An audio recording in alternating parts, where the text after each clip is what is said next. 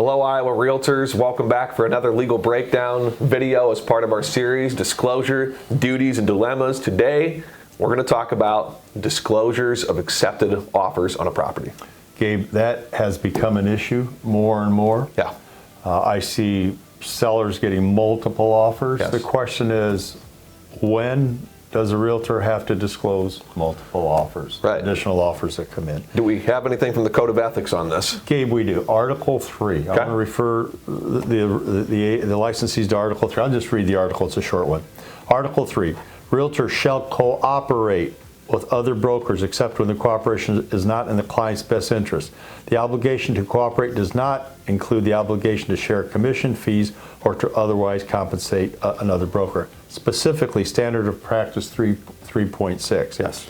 Realtors shall disclose the existence of accepted offers, including offers with unresolved contingencies, to any broker seeking cooperation. All right. Seeking cooperation, what does that mean?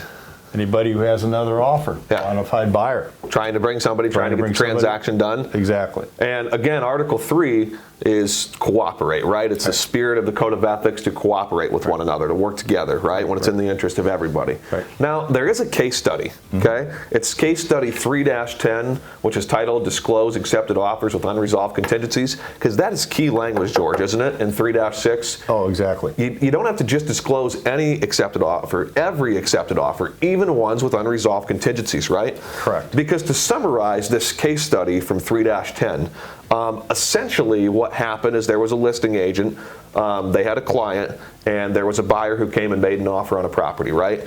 Buyer submits an offer, but that offer the buyer submitted was contingent on them selling their own house prior to being able to close on the listing, right? So the listing agent talked to their client. The client said, hey, let's go ahead and accept this for now. You know, we can put a 72-hour clause in there if we need to in case a better offer comes along. That's all fine.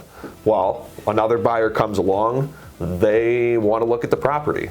The listing agent never tells them about this accepted offer that was subject to sale that was already made, right? They go and look at the property. They like it. They make an offer on it. All of a sudden, once they make that offer and they go to accept it, the other offer, you know, that first one ended up saying, we can perform right now. We can remove the subject to sale contingency. And they went and performed on that first offer. So what does that do with the second offer? Well, they're out of luck. They're out, right? They're out of luck. And what's upsetting to those folks, right, is they had no idea that there was this already accepted offer. And you know how that is. You put an offer on a house. You know, homes can be personal to people. You think you get something, and then you find out you actually didn't. Yeah. Well, of course, what the listing agent, what happened is they went to an ethics hearing in this particular case study, right? Yeah. And essentially the listing agent says, well, you know, it really wasn't an accepted offer because there were still contingencies that were in place. You know, we didn't know for sure that the first offer was even going to be able to go through. Hearing panel didn't like that, did they? No, obviously not. You know, that realtor, the first realtor, had a duty to disclose that they already had an accepted offer, whether there were contingencies or not. I think it's very clear. And that's what the hearing panel said, and they found this person in violation for that exact reason. So the takeaway, disclose all accepted offers to anybody else who wants to look at that property or seek cooperation. You have to disclose it, even if there's 50 contingencies. Even if you think, this offer is so weak, so many contingencies, it's never going to go through, I don't even need to disclose it, you're wrong. Any contingencies, you have to disclose it still. And you know, Gabe, this is one of those ethical complaints that could have easily been avoided. Easily. Easily been avoided. Easily. And brokers out there, supervision duty, make sure your agents are disclosing all offers. Awesome.